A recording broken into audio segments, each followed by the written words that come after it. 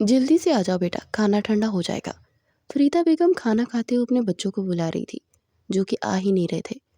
दिलकश तो आ गई थी, लेकिन मन्हा और मोईद अभी से ऊपर जगड़ रहे थे। देखो मिन्हा आपी, आप मेरी अपर वापस कर दें, वरना मैं आपकी वो फेवरेट ड्रेस खराब कर दूंगा। खबरदार मोईद, अगर तुमने मेरी ड्रेस की तरफ अपनी गंदी नज़र डाली तो मैं तुम्हारी आंखें निकाल कर किसी चील कौवे को डाल दूंगी। अभी लड़ ही रहे थे कि फरीदा बेगम ऊपर आई और दोनों को डांटते हुए नीचे लेकर चली गई। वो दोनों मुंह बसोड़ते हुए खाना खा रहे थे और एक दूसरे की आंखों ही आंखों में वार्निंग भी दे रहे थे कि अचानक नुमान साहब का फ़ोन रिंग करने लगा। पहले तो वो हालचाल पूछते, इधर उधर की बातें कर रहे थे, फिर वो सब पर नज़र डालते हुए उठकर अपने कमरे में चले गए और दरवाज़ा बंद करके बात करने लगे। दूसरी तरफ से पता नहीं क्या कहा गया, जिससे वो थोड़े से परेशान हुए, लेकिन खुद को कंपोज करते हुए नीचे गए और सबकी तरफ देखते हुए बोले, पेशावर से तुम्हारी फूफो का फ़ोन था, उनके बेटे की शादी है तो उन्होंने हम सबको बुलाया है और कल हम लोगों ने जाना है। ये सुनकर सब बहुत खुश हो गए, क्योंकि वो पहली बार अपने होश में पेशावर जा रहे थे। वो लोग खाना छोड़कर अपने अपने कमरों में अपनी अपनी चीज़ें सेलेक्ट करने लगे कि क्या क्या लेकर जाना है, क्या क्या पहनना है, और सब तैयारी करने के बाद अगले दिन वो पेशावर के लिए निकल गए। वो सब ट्रेन का सफ़र कर रहे थे और इंतहाई ज़्यादा पुरजोश थे। उनके लिए सफ़र कितना यादगार बनने वाला था वो ये भी नहीं जानते थे। आप ही यहाँ सब कैसे चल फिर रहे हैं, जैसे ट्रेन ना हो, घर हो, एक जगह सुकून से बैठते क्यों नहीं? मन्हा ने दिलकश से माथे पर बल डाले हुए पूछा। ट्रेन में लोग ऐसे सफ़र करते हैं, हर स्टेशन पर कोई ट्रेन पर सवार होता है और हर स्टेशन पर कोई ना कोई उतर जाता है। वो दिलकशी से मुस्कुराई। कितनी अफरा तफरी मची हुई है। मिन्हा ने मुंह बनाते हुए कहा, बहुत शौक था ना ट्रेन का सफ़र करने का, अब भुगतो। विंडो से बाहर देखते हुए मुस्कुरा रही थी। दिलकश हर हाल में खुश रहने वाली लड़की थी, जबकि मीनाओं को हर बात में कुछ न कुछ गलत ही लगता था। यार कुछ खाने को है? 15 साल मोईद ने सीट की ऊपर की बर्थ से सर उठा निकालकर बहनों से पूछा, ये गरम दाल ले लो। अब मोईद की बात मुंह में ही थी कि दाल वाले ट्रेन में दाखिल हुए। उन दोनों बहनों ने सवालिया नज़रों से मोईद की जानिब देखते हुए दाल वाले की तरफ इशारा किया। रहने दो, मैं भूखा ही ठीक हूँ, वो झंझला कर कहता वापस लेट गया, जबकि वो दोनों बहनें खिलखिलाकर हंसती थी। ये है नुमान खान की छोटी सी फैमिली। नुमान खान की 3 औलादें थी। 22 साल बड़ी बेटी दिलकश, जो कि एमए इकोनॉमिक्स के बाद एक मल्टीनेशनल कंपनी में जॉब करती थी और बहुत अच्छे ओहदे पर फाइज थी। 20 साल मिन्हा भी अपनी पढ़ाई का कंटिन्यू रखे हुए थी।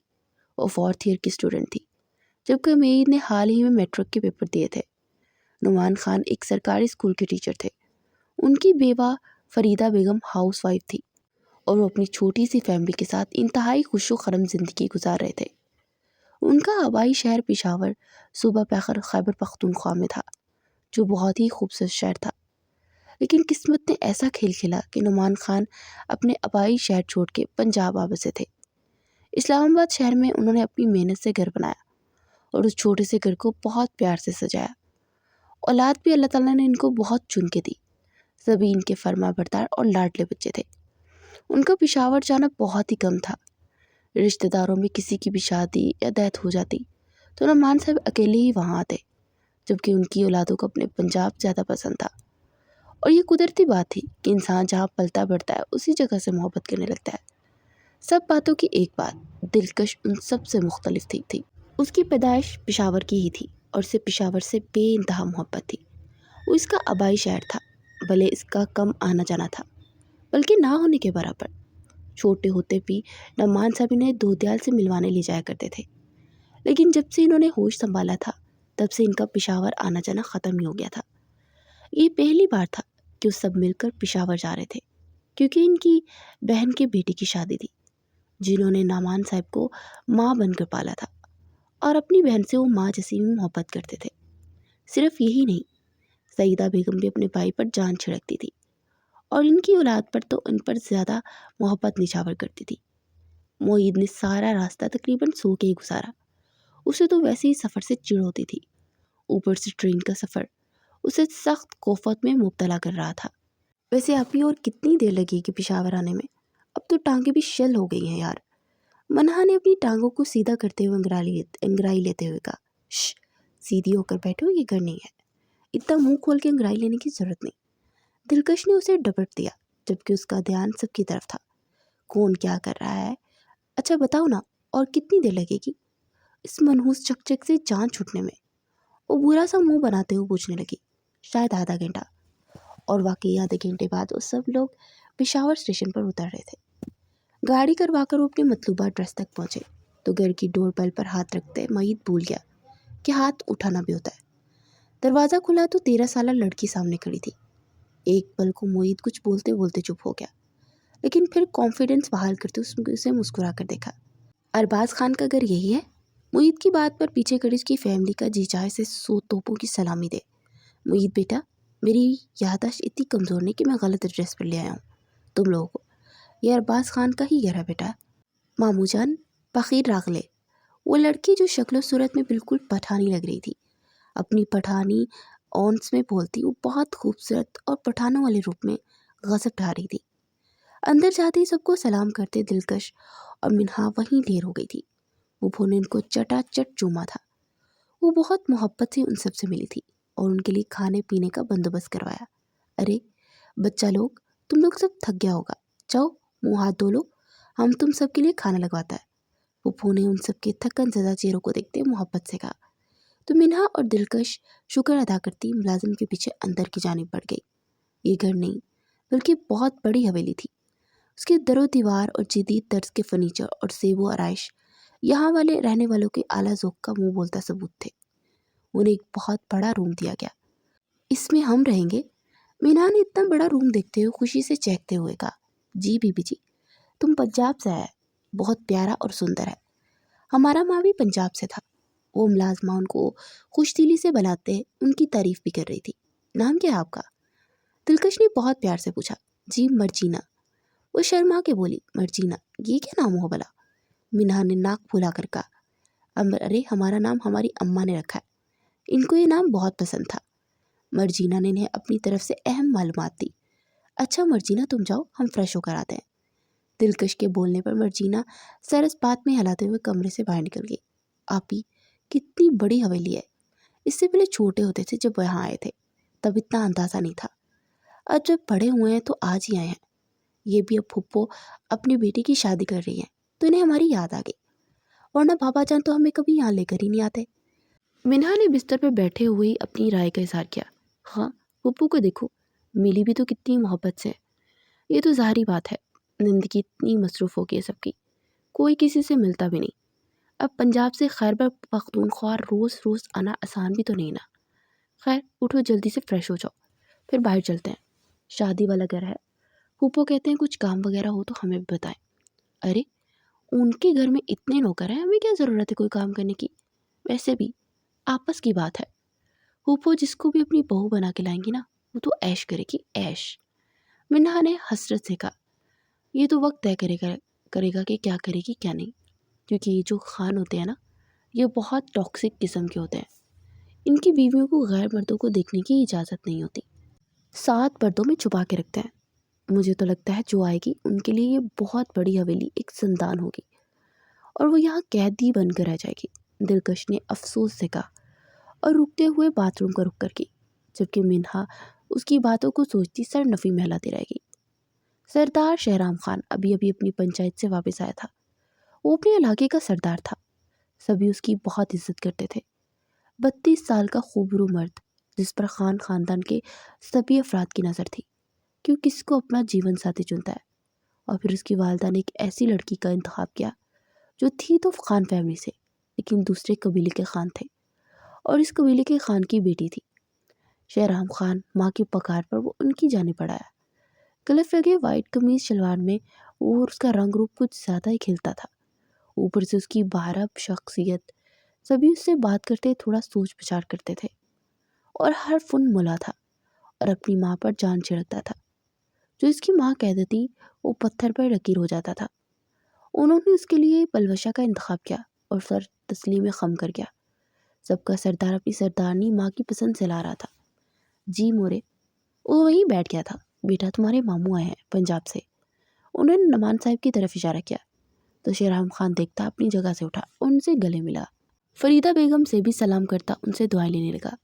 ख़ास तुम्हारा शादी के वास्ते आया है, अपना पूरी फैमिली के साथ। सईदा बेगम ने मोहब्बत और मान भरे लहजे में कहा, तो शहराम खान ने सर झुका के ज़रा सा खम देकर शुक्रिया अदा किया।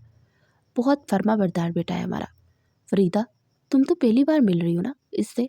जब आखिरी बार मिला था तब हमारा शहराम 10 साल का था। इसके बाद तुम पेशावर आया ही नहीं।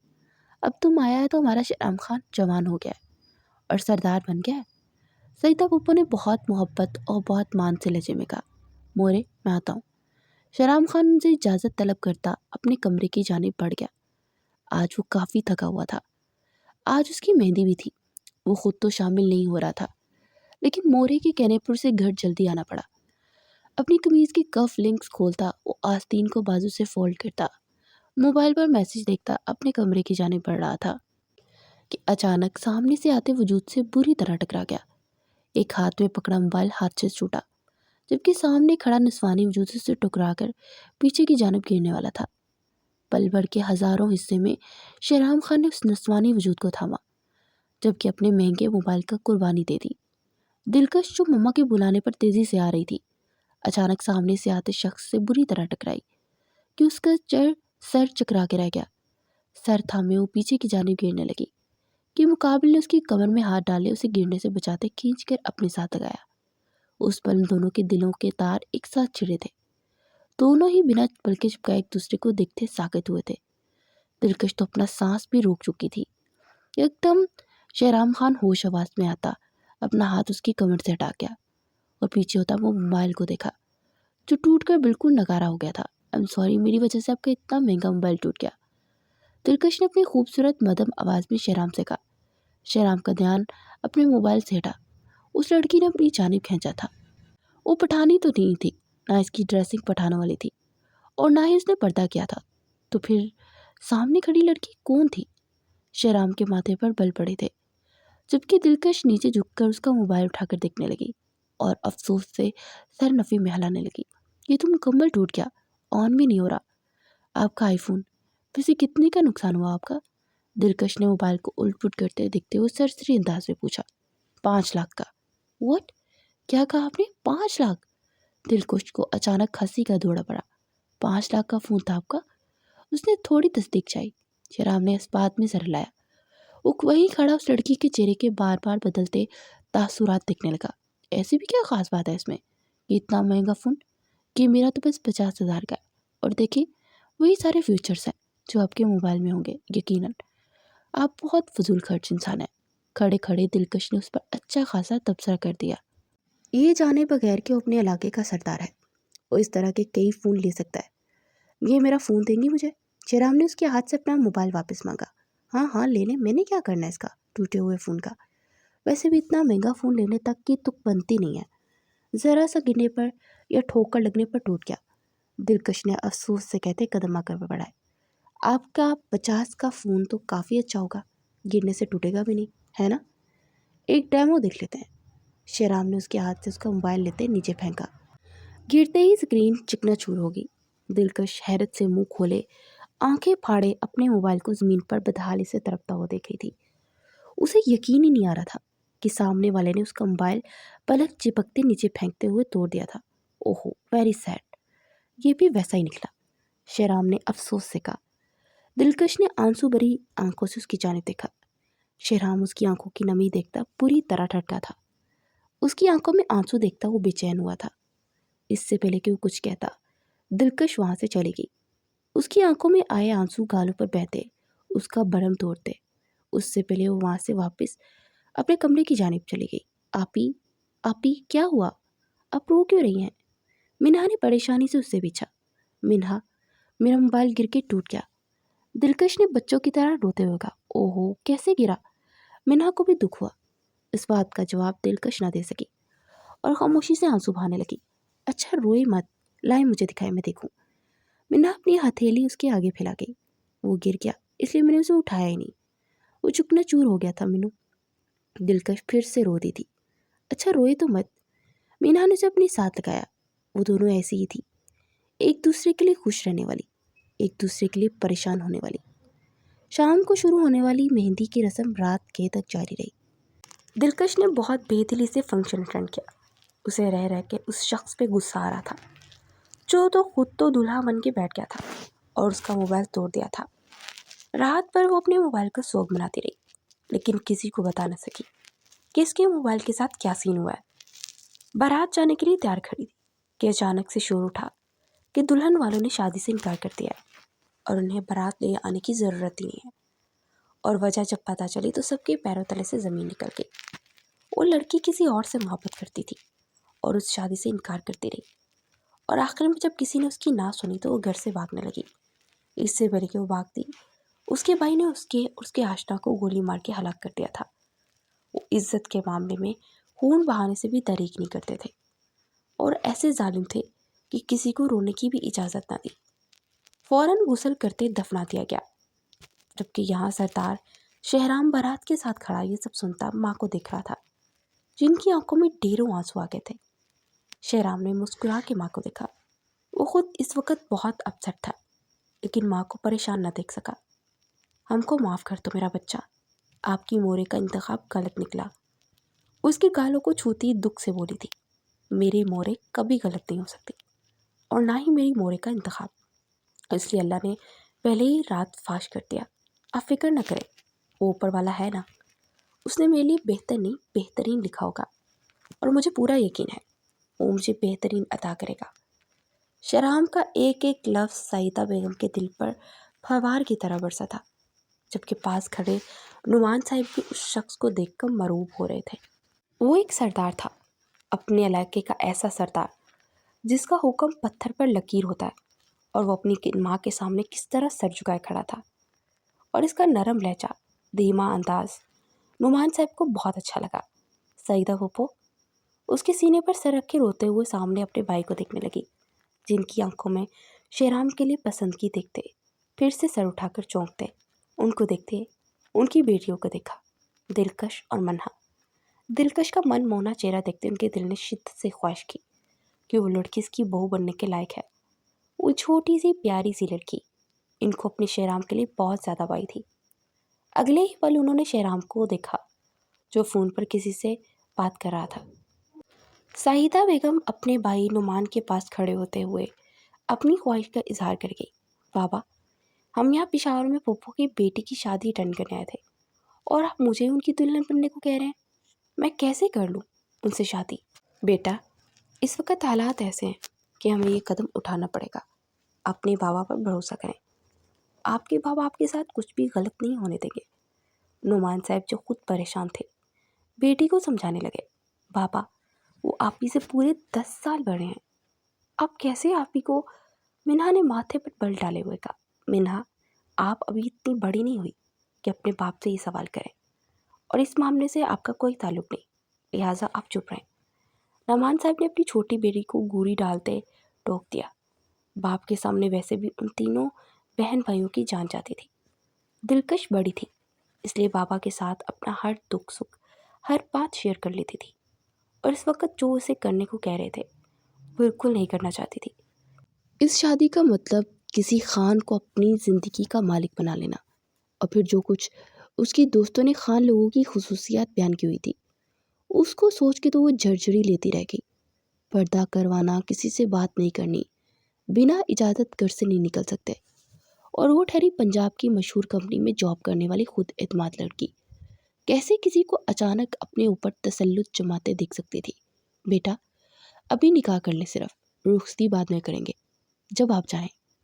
نعمان صاحب اپنی بیٹی کی آنسوں میں آنسو دیکھتے بہت دھیمے لہجے میں بولے تھے. بابا، کوئی دوسرا آپشن نہیں، وہ روندے ہوئے لہجے میں بولی، اور اپنے باپ کو اس وقت وہ اور مجبور دیکھ رہی تھی.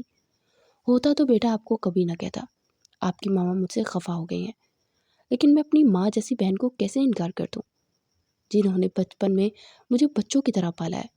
کیا پتا جس شادی کو اٹینڈ کرنے آ رہے ہیں وہاں مجھے اپنی بیٹی کو دلہن بنا کر نکاح کرنا پڑے گا.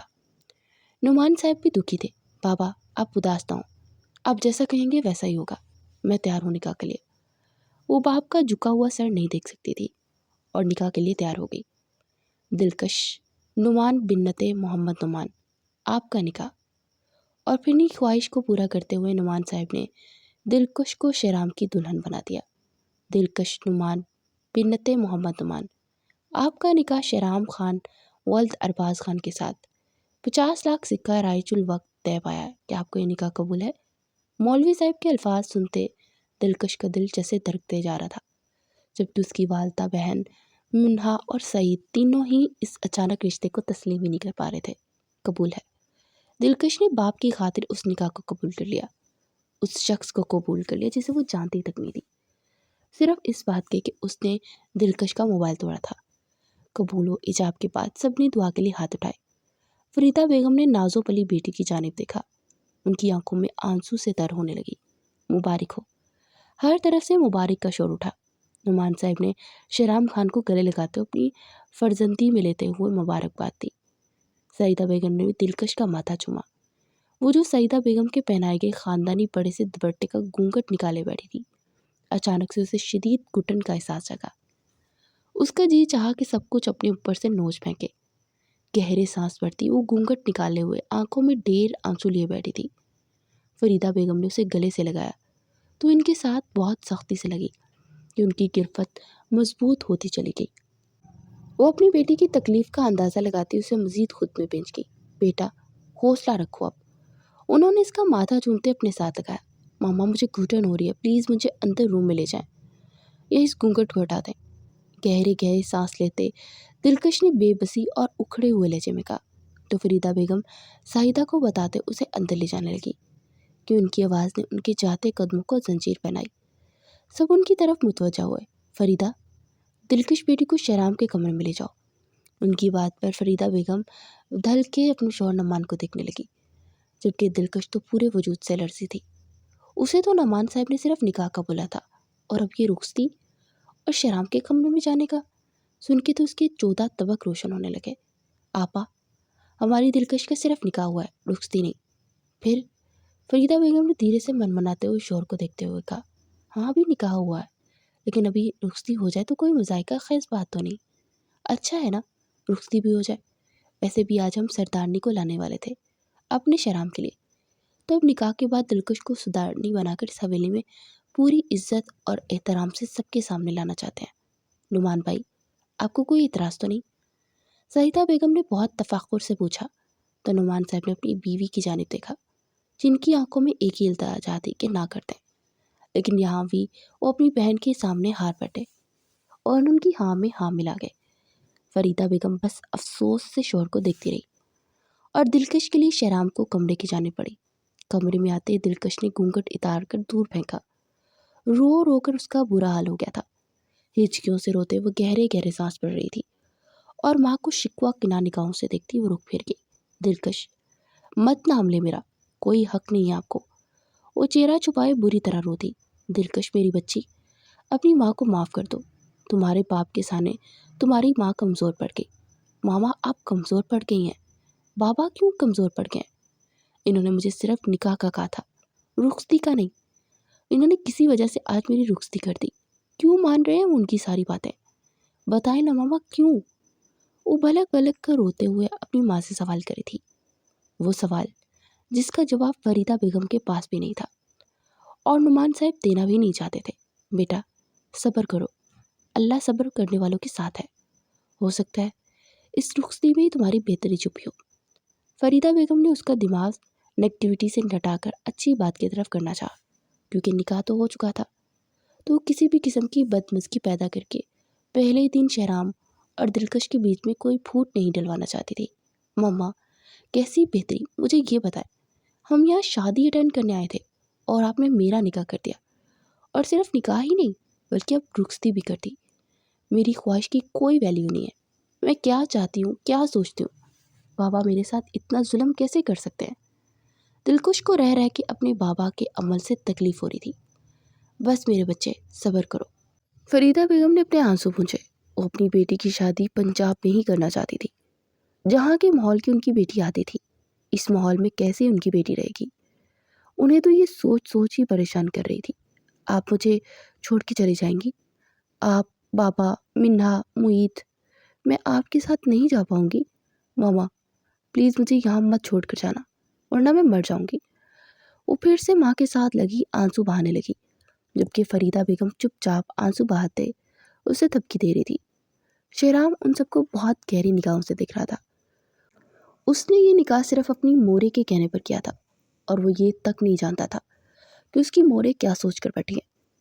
जब उन्होंने अचानक बिना किसी रजामंदी जाने बिना रुख्सती लेने का कहा, वो सरदार था, सरदार शेराम खान, जिसने आज तक किसी के साथ कभी कोई ज्यादती नहीं होने दी थी।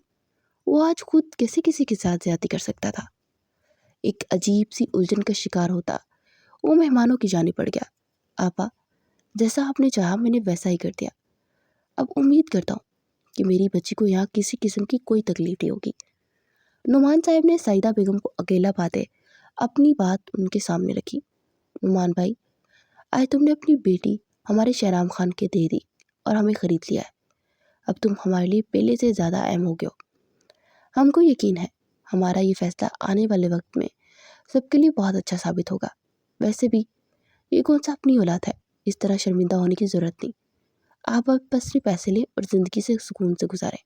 और ये रहा चेक, जितना चाहे रकम पढ़ ले इसमें। सईदा बेगम ने पुरसुकून होते हुए नुमान साहब से कहा, बेहतर होता आप मेरे अकाउंट में ट्रांसफ़र कर देती आपा। मैं चेक लेकर कहाँ जाऊँगा? नुमान साहब ने अपना चश्मा दुरुस्त करते हुए कहा, चलो हम अब्दुल्ला से कहते हैं, वो तुम्हारे अकाउंट पैसों से भर देगा। तुम बेफिक्र रहो, अब तुम्हारा हर मसला हमारा मसला है। सईदा बेगम ने उन्हें अपना होने का मान बख्शा तो सरस बात में हला गए। बज़ाहिर देखने में सबको यही नज़र आता था कि ये सब अचानक हुआ है, जबकि कोई भी ये नहीं जानता था कि एक सोची समझी प्लानिंग थी। नुमान साहब को पैसों की ज़रूरत थी और सईदा बेगम ने उनसे दिलकश का रिश्ता मांगा, जिस पर बहुत सोच विचार करते नजर आए। तो सईदा बेगम ने कहा कि नुमान भाई, इतना क्या सोचना, फरीदा के पहले शोहर की बेटी है। वैसे भी हम इसे बहू बना रहे हैं, लेकिन बेटी बना कर रखेंगे, ये हमारा वादा है। आपसे अब फिक्र ना करो। तो उन्होंने बिना किसी को बताए हामी भर ली और अपनी फैमिली को बहाने से पेशावर लेकर आ गए। और फिर सबकी प्लानिंग का हिस्सा था, जो हो चुका था वो ऐसे ही होना था।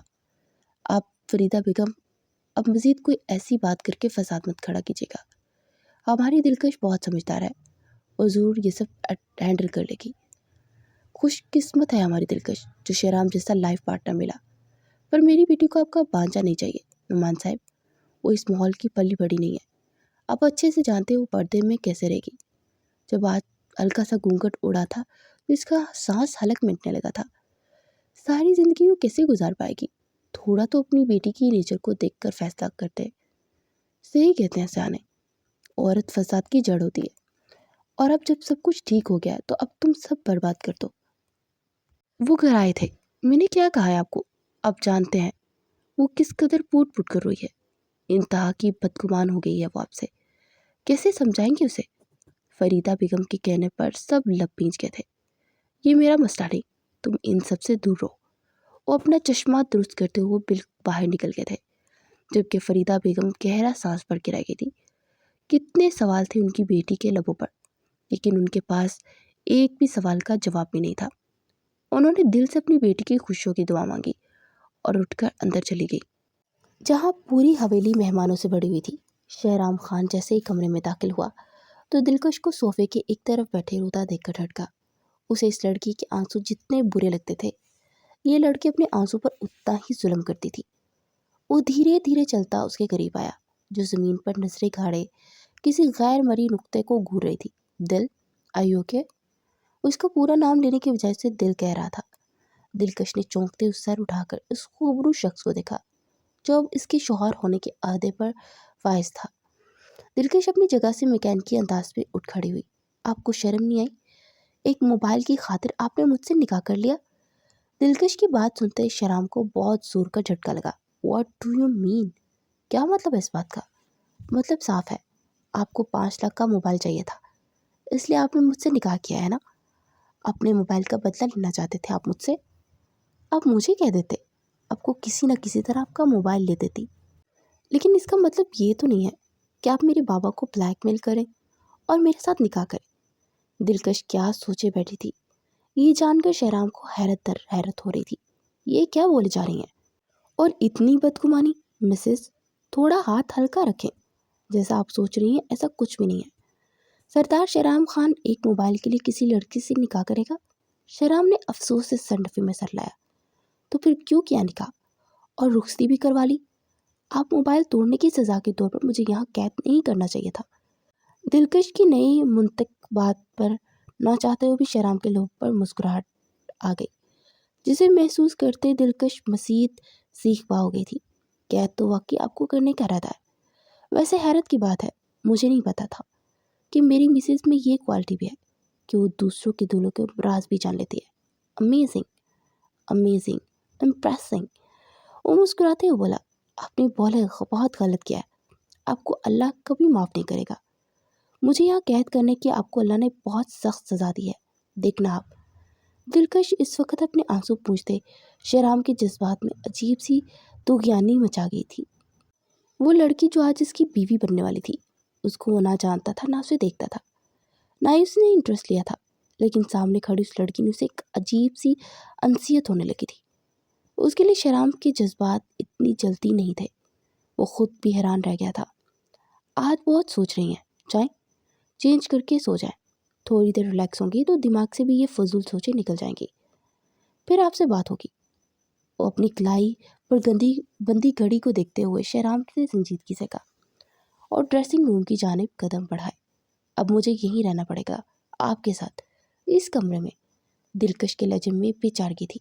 جی، آپ کبرڈ سے اپنے لیے سوٹ نکال لیں، اگر کوئی پسند نہ آئے تو کل آپ کے لیے اور سوٹ آرڈر کروا دوں گا۔ شاید کبرڈ میں موجود ڈریسز آپ کے معیار کے نہ ہوں، لیکن ایک رات کی بات ہے، ایڈجسٹ کر لیں۔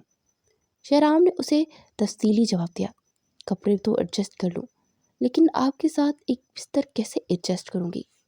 بے اختیار دلکش کی زبان پھسلی تھی۔ اس کی بات پر شہرام نے جھٹکے سے پلٹ کر اسے دیکھا اور اس کے دیکھنے پر اپنا رخ دوسری جانب کرتا زبان دانتوں تلے دبا گیا۔ اس کی بات کا بنا کوئی جواب دیے وہ ڈریسنگ روم میں بند ہو گیا۔ اف، دلکش تم نے مجھے نہ جانے کیا سوچتے ہوئے میرے بارے میں، بابا جان آپ نے یہ اچھا نہیں کیا میرے ساتھ، کتنا عجیب لگ رہا ہے مجھے، اور جب آپ سب واپس جائیں گے مجھے یہاں چھوڑ کے، تب میں کیسے رہوں گا؟ اسلام آباد میں سب میرے دوست ہیں، میری کولیگز، آفس میں سر، سب کو جب پتہ چلے گا۔ دلکش جو لیو کے لیے شادی آئی تھی، خود وہاں اپنی شادی کروا کے بیٹھ گئی تھی، کیا سوچیں گے وہ میرے بارے میں؟ دلکش کو اپنی پرانی زندگی یاد آنے لگی تھی، جو کہ بہت خوبصورت تھی۔ اگلے ہی پل شہرام ڈریسنگ روم سے باہر نکلا۔ دلکش کی نگاہ اس پر اٹھی۔ اپنے مستقبل کی زندگی شہرام کے ساتھ سوچتے اس کے چہرے کے زاویے پل میں بدلے تھے۔ آپ نے چینج نہیں کیا؟ اسی ڈریس میں سونا ہے؟ شہرام کی بات پر دلکش نے برا سا منہ بنایا۔ اپنے موبائل کا غصہ مجھ پہ نہ اتارے، وہ آپ کی غلطی کی وجہ سے گر کے ٹوٹا تھا، جبکہ آپ نے میرا موبائل جان بوجھ کے توڑا تھا۔ اس کا بدلہ لینے کے لیے تو مجھے آپ سے نکاح کر کے آپ پہ ظلم و ستم کے پہاڑ توڑنے چاہیے۔ وہ اپنی ازلی ٹون میں واپس آئی۔ شہرام کو پل پل اپنی باتوں سے حیرت میں ڈال رہی تھی۔ اسے لگا تھا ابھی اس کے رونے دھونے کا مزید سیشن جاری رہے گا۔ وہ اس نے کہا اور پھر اچانک رستی اور اب مزید ہنگامہ کریٹ کرنا تھا۔ لیکن اس کی باتیں سنتا شہرام تو غش کھا رہا تھا۔ آپ کو لگتا ہے کہ آپ سے نکاح میں نے آپ پر ظلم سے تنگ کرنے کے لیے کیا ہے؟ شہرام اس کی جانب پیش قدمی کرتے بھنوے اچکاتے بولا، کچھ غلط تو نہیں کہا میں نے؟ اچھا خاصا جا رہے تھے، ایک اور بڑھات لے کے میرے پیچھے پڑ گئے۔ منہ ہی منہ میں بڑبڑاتے ہوئے رخ پھیر کی۔ آپ اچھی طرح جانتی ہیں کیا وجہ ہے جو یہ شادی رکی۔ اگر وہ وجہ نہ ہوتی تو آپ کی جگہ اس وقت کوئی اور ہوتی۔ شہرام کی بات پر دلکش نے اس کی جانب دیکھتے اپنی ناک کے نتنے پڑے تھے۔ ہاں بیچاری وہ بھی آپ لوگوں کے ظلم کی بھینٹ چڑھ گئی۔ کیا محبت کرنا جرم ہے جو اس کا قتل کر دیا گیا؟ ایک انسان کا قتل، ایک انسانیت کا قتل۔ بہت افسوس ہے مجھے کہ آپ ایک سردار ہو کے اس معاملے میں چپ ہیں۔ لگے ہاتھ دلکش نے اس کی سرداری پر بھی انگلی اٹھا دی۔ حد میں رہ کر بات کریں، جس بات کا مکمل علم نہیں اس بات پہ کوئی تبصرہ مت کریں۔ اب کی بار شہرام کا لہجہ بدلا تھا اور کافی سخت ہوا تھا۔ دلکش نے سہم کر اس کی جانب دیکھا۔ یہی تو وہ نہیں چاہتی تھی۔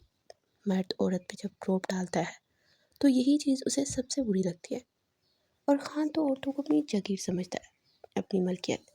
ایسے میں وہ عورتوں کے جذبات کو رون دیتا ہے، اور دلکش اسی بات سے ڈر رہی تھی اور اب سچ ہوتی دکھائی دے رہی تھی۔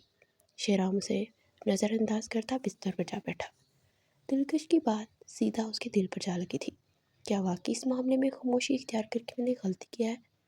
وہ خود سے سوال کرتا الجھ رہا تھا، لیکن برسوں سے آج تک کسی نے اس کی سرداری پر انگلی نہیں اٹھائی تھی، جبکہ یہ لڑکی جو اب اس کی بیوی تھی ڈائریکٹ اس پر منہ پر بول رہی تھی۔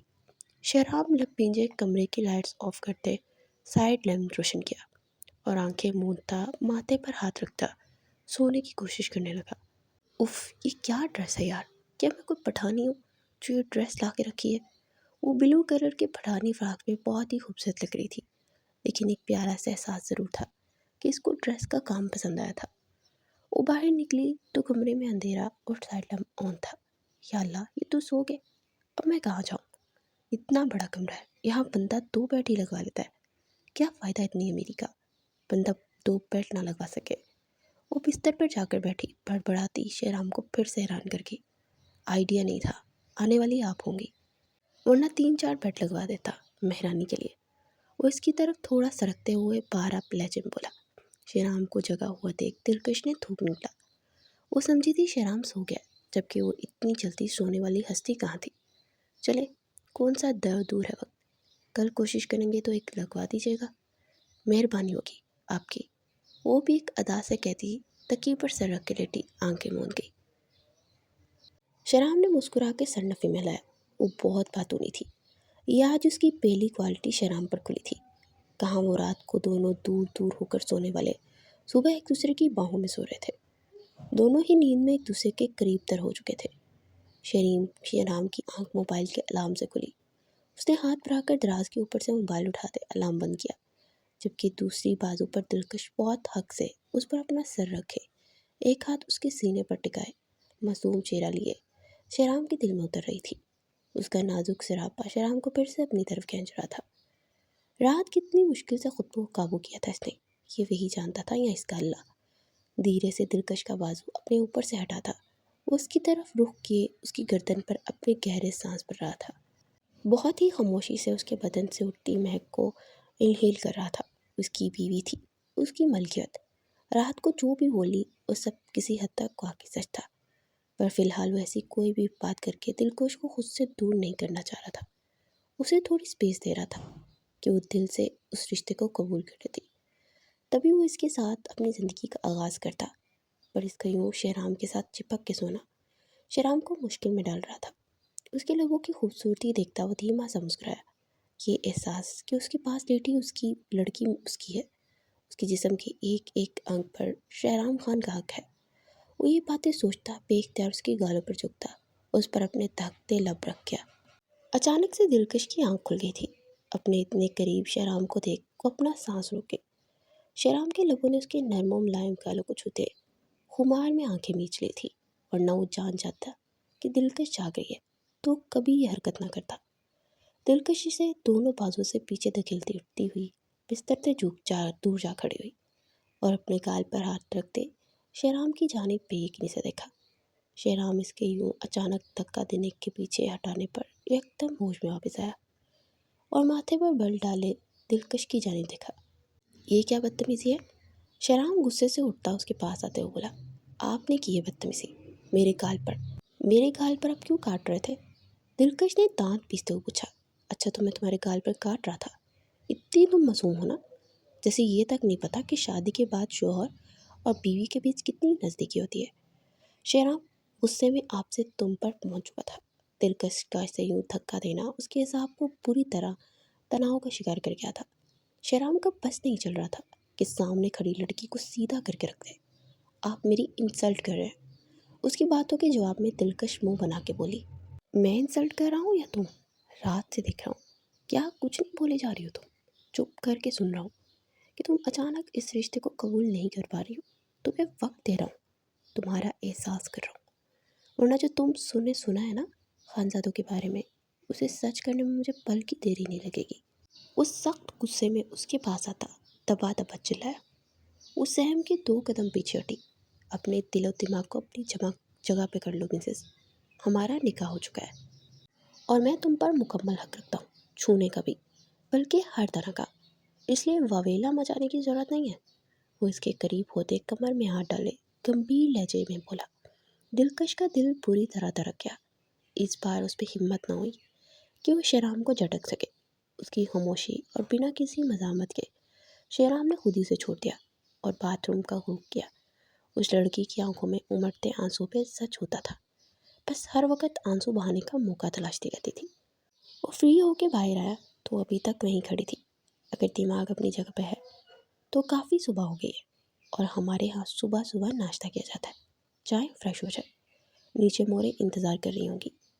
وہ فجر کی نماز کے لیے گھڑی پر وقت دیکھتا لب بھینچتے ہوئے بولا۔ آج پہلی بار اس کی فجر کی نماز قضا ہوئی تھی، لیکن پھر بھی وہ ادا کرنے کی غرض سے کمرے سے منسلک پریئر روم میں چلا گیا۔ دلکش منہ بناتے باتھ روم کا رخ کر چکی تھی۔ اب وہ کسی اور ڈریس میں تھی، وہ بھی پیور پٹھانوں والا ڈریس تھا۔ اسے ان سب ڈریسز سے الجھن ہونے لگی تھی، لیکن اس وقت اس کی مجبوری تھی۔ اسے وہی سب زیب تن کرنا تھا جو شاید شہرام کی دلہن کے لیے ڈریس تھے۔ ناشتے کی ٹیبل پر سبھی ان دونوں کا بے صبری سے انتظار کر رہے تھے، لیکن نعمان صاحب کی بے صبری کی وجہ کوئی نہیں جانتا تھا۔ جیسے ہی دلکش کو شہرام کے ساتھ نیچے ہاتھ سے دیکھا تو انہیں جیسے سکون سا محسوس ہوا۔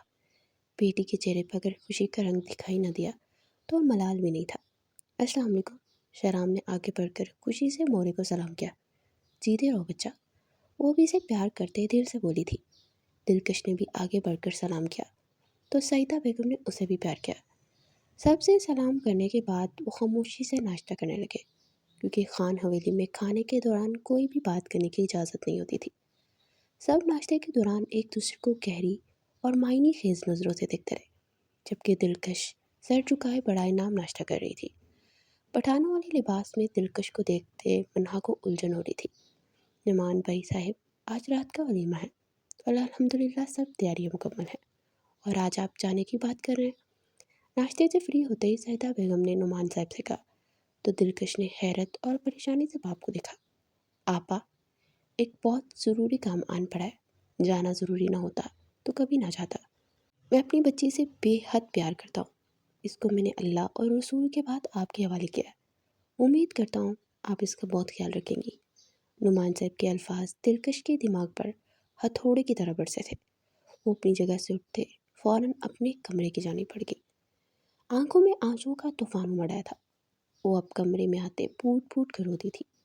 ماں باپ کے یوں جانے پر وہ بہت پینک ہو رہی تھی۔ نعمان صاحب اور فریدہ بیگم، منہا، معید سب اس کے روم میں آتے اس کو روتے دیکھ پریشان ہو گئے تھے۔ دلکش، میری بچی رو مت، اللہ کے فیصلوں کو دل سے قبول کر لو بیٹا۔ اور پھر اسے سمجھانے لگی، ماما مجھے چھوڑ کر مت جائیں، میں نے آپ کے ساتھ جانا ہے پلیز۔ وہ روتے ہوئے التجائی انداز میں بولی، بیٹا اب یہی آپ کا گھر ہے اور خاندانوں کی بہویں ہیں آپ، اکلوتی بہو، اس علاقے کے سردار کی بیوی سب کی سردارنی، اپنا رتبہ پہچانو، اور جب اللہ نے اتنی عزت مرتبے سے نوازا ہے تو اس کا شکر ادا کرو۔ ہر کام میں اللہ کی بہتری چھپی ہوتی ہے، بس خود کو تھکاؤ مت اور رونا بند کرو میری شہزادی، سب ٹھیک ہو جائے گا۔ نعمان صاحب نے اس کے سر پر شفقت بڑا ہاتھ پھیرا تو شکوہ کناہ نگاہوں سے باپ کو دیکھتی ان کے سینے سے لگ گئی۔ وہ باپ سے جنونی محبت کرتی تھی، یہی وجہ تھی کہ اپنے آپ کو نکاح کے لیے پیش کر دیا۔ منہا بہن سے ملی تو دونوں ہی رو دی، آپ کے بنا واپس جانے کا سوچا بھی نہیں تھا۔ منہا کی بات پر دلکش کا دل بھر آیا تھا۔ پلیز ابا جان رک جائیں، کل چلے جانا۔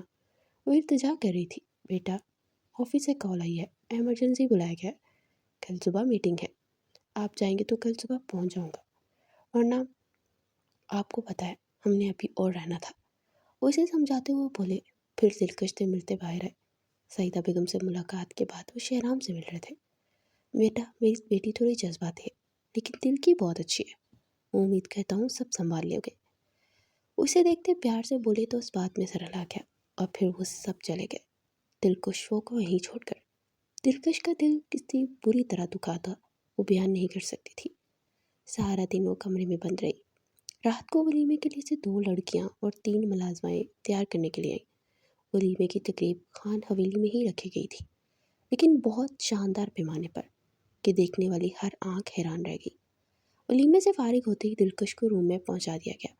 اسے اپنے ماں باپ کی شدت سے یاد آ رہی تھی، انہیں فون کرنا چاہتی تھی، ان سے بات کرنا چاہتی تھی، لیکن اس کے پاس موبائل ہی نہیں تھا۔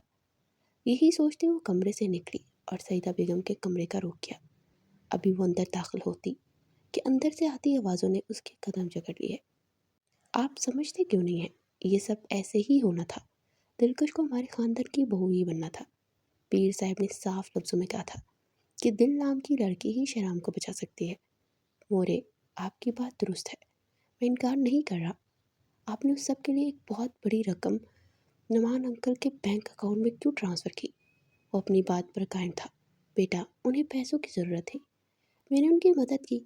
सईदा बेगम की बात पर दिलकश का वजूद सलसलों की जद में आया। ज़रूरत? मोरे, सच बताएं, पैसों के पत्ते बेटी की शादी करके गए हैं ना, तो वो क्यों क्यों किया ऐसा इन्होंने? मैं मानता हूँ कि दिलकश एक अच्छी लड़की है और मुझे वो बहुत पसंद भी है। अल्लाह ने उसे मेरे नसीब में लिखा। अल्लाह की इस देन पर मैं बहुत खुश और मुतमईन हूँ। लेकिन जो चाल खेली गई, उससे खुश नहीं। आप जानती हैं, जब ये सब दिलकश को पता चलेगा तो उसके दिल पर क्या बीतेगी। शहराम के अल्फाज पर दिलकश की मज़ीद सुनने की हिम्मत मकदूद होकर जा रही थी। उसने सख्ती से अपनी आंखें मींच ली। बेटा, उसे कुछ भी बताने की ज़रूरत नहीं है। उस लड़की से आपका रिश्ता ख़त्म करके दिलकश से जोड़ने का पीर साहब का ही हुक्म था। इसलिए नमान भाई ने इस रिश्ते की दिल से रजामंदी दी, तभी ये निकाह हुआ। अब इस बात को यहीं ख़त्म करें। और अभी उनके अल्फाज मुंह में ही थे कि उन्हें दरवाजे पर कुछ गिरने की आवाज़ सुनाई दी। वो दोनों चौंके। दिलकश को गिरा देख शहराम का दिल हलक को आया। फौरन आगे बढ़कर उसे उठाया और बिस्तर पर लिटाया। कहीं उसने ये सब सुन तो नहीं लिया? सईदा बेगम का दिल होलने लगा। उनकी बात पर शहराम को भी कुछ गलत होने का एहसास जागा। वो आईसीयू के बाहर खड़ा अपनी नई नवेली दुल्हन के लिए दुआ गो था, जो इस वक्त ज़िंदगी से अचानक मौत के मुंह में चली गई थी। उसके दिमाग ने काम करना छोड़ दिया था। शहराम बहुत परेशान था। उसे इस सब में अपना आप कसूरवार महसूस हो रहा था। घर में चाय नमाज बिछाए अल्लाह से दुआ गो सईदा बेगम अल्लाह से रो रो कर दिलकश की सलामती की दुआएं मांग रही थी। उन्हें दिलो जान से सीख थी। उसको यूँ तकलीफ़ कर देखना वो खुद भी तकलीफ़ से दो चार हो रही थी। दिलकश को यूँ अचानक सब पता नहीं चलना चाहिए था। अल्लाह की करनी और डॉक्टर की अनथक कोशिशों से दिलकश को होश आ गया था। काफ़ी रात गुजर गई थी। फजर की अजान कानों में पड़ी तो शहराम वज़ू करता नमाज अदा करने चला गया। काफ़ी देर वो अल्लाह के हुजूर सजदा रेज़ रहा। आज अगर दिलकश को कुछ हो जाता तो खुद को कभी माफ़ न कर पाता। वो वापस हॉस्पिटल आया तो डॉक्टर से दिलकश का पूछा, जिन्होंने ये बताया कि वो ठीक है, लेकिन वो किसी से बात नहीं कर रही थी। उसकी खामोशी पर डॉक्टर ने उसके शौहर शहराम खान को उसके पास अंदर भेजा ताकि उससे बात कर सकें। उसकी मुसलसल खामोशी भी ठीक नहीं थी। शहराम को देख उसने अपने चेहरे का रुख फेर लिया। शहराम ने उसके करीब बैठते उसका हाथ थामा, जिसे उसने छुड़वाया नहीं था। नाराज़ हो? उसे बहुत मोहब्बत से पूछ रहा था। बज़ाहिर वो पुरसुकून थी, लेकिन खामोश, बिल्कुल खामोश। माफ़ नहीं करोगी? वो अब इससे माफ़ी मांग रहा था। वो गांव का सरदार शहराम खान एक आम सी लड़की से माफ़ी मांग रहा था। लेकिन वो लड़की आम नहीं थी, वो ख़ास थी, बहुत ख़ास, क्योंकि वो सरदार की सरदारनी थी। शहराम ने उसके हाथों पर लब रखे तो वो अपनी आंखें मीच गई। दिल में दर्द की शदीद ठेस उठी थी। वो बाप जिसे वो सबसे ज़्यादा दुनिया से मोहब्बत करती थी, पैसे के लिए उसे यहाँ भी छोड़ गया। वह सब कुछ भुला सकती थी, लेकिन एक बात वो मरते तक नहीं भुला सकती थी। पर शहनाम को एक मौका देगी, जिसने उसके साथ देने का वादा किया। दिलकश, फ़ोन कॉल आ रही है, अटेंड कर लो। शहराम ने उसके मोबाइल पर आती कॉल देकर कहा, आप कर लें बात, मुझे नहीं करनी। वो सैड स्पाट अंदाज में बोली। कॉल उसके दिल अजीज़ बाबा की आ रही थी, लेकिन उनसे बात नहीं करना चाहती थी। उनकी शादी को 2 माह हो चुके थे और इन 2 माह में वो काफ़ी हद तक संभल गई थी और ख़ुद को शहराम के रंग में रंग लिया था, जिस तरह की वो अपनी दुल्हन चाहता था। लेकिन शहराम ने उसकी सारी सोचों को गलत साबित कर दिया था। उसे मौका देके बिना उसकी इजाज़त के अब तक उससे दिलकश से नज़दीकी नहीं बनाई थी, ना ही उसके पहनने ओढ़ने पर पाबंदी लगाई थी। वो जो चाहे पहन लेती। हाँ, बाहर जाने के लिए ड्राइवर साथ होता था। वो अकेले कहीं नहीं जा सकती थी। जाना भी कहाँ था? वो यहाँ किसी को नहीं जानती थी।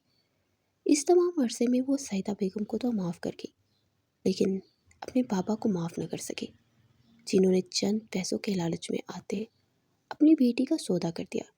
दिल, उन्हें माफ़ कर दो। शहराम की धीमी आवाज़ पर उनकी जानिब शिकवा करना निगाहों से देखने लगी। وہ اس کے لیے ایک دوست، ایک ہمدرد ثابت ہوا تھا۔ دونوں کے بیچ ابھی بھی میاں بیوی کا رشتہ نہیں بن پایا تھا۔ دلکش کے گریز کی وجہ شیرام اسے کافی وقت دے رہا تھا، کس طرح یہ وہی جانتا تھا، لیکن اس پر خود کو زبردستی مسلط نہیں کرنا چاہتا تھا، جبکہ اس کی مینٹلی کنڈیشن بھی ابھی تک سٹیبل نہیں ہو سکی تھی، اور ابھی تک وہ اپنے بابا کو بھی معاف نہیں کر پائی تھی اور نہ ہی ان سے ملنا چاہتی تھی۔ آپ کے لیے یہ سب کرنا آسان ہوگا سردار صاحب، میرے لیے نہیں ہے، پلیز مجھے مجبور نہ کریں، مجھے نہیں تعلق رکھنا ان سے۔ وہ آنکھوں میں آنسو لیے بولی تھی۔ کال بند ہو چکی تھی۔ اچھا، مجھ سے رکھنا ہے؟ وہ اس کا دھیان اپنی طرف دلاتا پوچھنے لگا۔ ایک آپ ہی ہیں جس سے تعلق ہے، اور ہے کون میرا اپنا؟ وہ آنکھوں میں آنسو لیے بولی۔ یار بس آنسو مت بہانا، مجھے تمہاری آنکھوں میں آنسو بالکل اچھے نہیں لگتے۔ وہ اس کے آنسو پوچھتے ہوئے پیار سے کہہ رہا تھا۔ خود ہی آ جاتے ہیں، وہ روتے ہوئے مسکرا کر بولی۔ اچھا سنو، تمہارے لیے کچھ خاص لایا تھا میں آج۔ وہ اس کا ہاتھ تھامے بیک گراؤنڈ سے ٹیک لے گئے، نظروں کے فوکس میں لیتے ہوئے بولا۔ سردار جی، آپ نے مجھے اتنا مہنگا آئی فون لے دیا ہے، اب اور کیا لے کر دیں گے؟ وہ مسکرا کر بولی۔ یار وہ تو جرمانہ تھا، تمہارا فون بھی تو توڑا تھا۔ اس دن جو تمہاری آنکھوں کے آنسو دیکھے، تب سے تمہاری آنکھوں سے تمہارے سردار کا دل ڈول جاتا ہے۔ وہ دل پر ہاتھ رکھے محبت سے بولا۔ پوچھو گی نہیں کیا لایا ہوں، اب خود ہی بتاتے، وہ اترا کر بولی۔ تو شیرام اپنی جگہ سے اٹھتا کبرڈ سے ایک پیکٹ نکالا ہے۔ میں ہمارے رشتے کو آگے بڑھانا چاہتا ہوں دل، امید کرتا ہوں کہ تمہیں مجھ پر اتنا اعتبار ہو گیا ہوگا کہ تم بھی اس رشتے کے تقاضے کو سمجھو۔ وہ گمبھیر لہجے میں کہتا دلکش کے رونگٹے کھڑے کر گیا۔ وہ اس سے کیا ڈیمانڈ کر رہا تھا وہ اچھے سے جانتی تھی، لیکن اس کے اندر کچھ ڈر ابھی بھی باقی تھے۔ وہ پیکٹ شیرام کے ہاتھوں سے لیتی نظریں جھکا گئی۔ دل، میں چاہتا ہوں تم دل سے اس رشتے کو نبھاؤ۔